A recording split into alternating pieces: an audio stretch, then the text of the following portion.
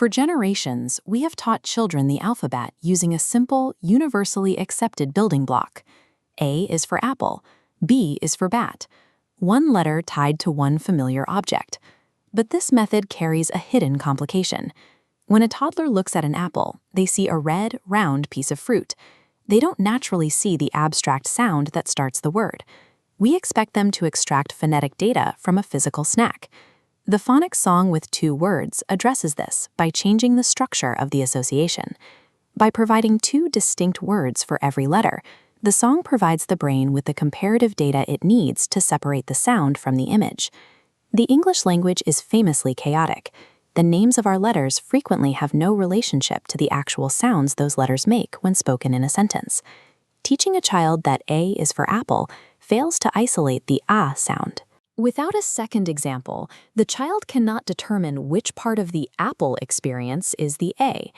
To teach reading effectively, the system must force the brain to isolate the raw phonetic sound from the physical objects used to illustrate it. This song utilizes a dual anchor system, A for apple, A for ant. The brain filters out the physical differences between the fruit and the insect. This is phonetic triangulation.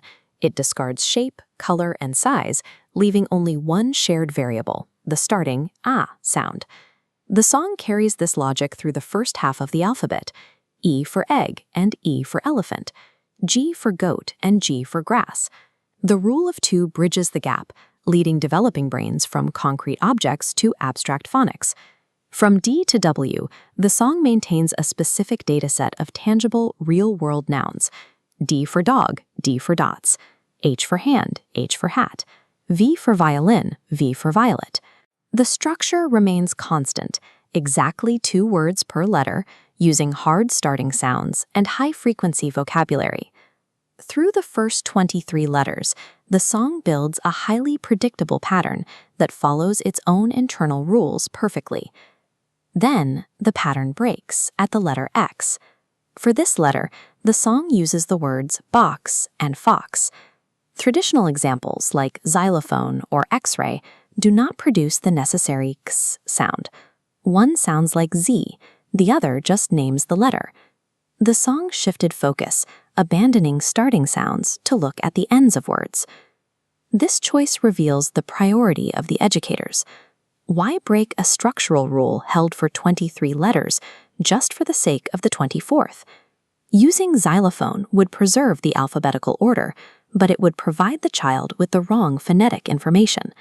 The creators faced a choice between visual consistency and phonetic utility. They could not keep the starting letter rule and still teach the actual sound of X. Box and fox provide the accurate x sound. Choosing these words shows a calculated preference for technical accuracy over a consistent format.